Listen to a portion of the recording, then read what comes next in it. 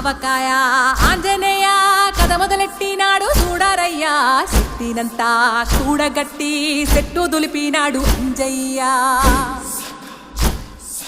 ఎర్ర ఛాయ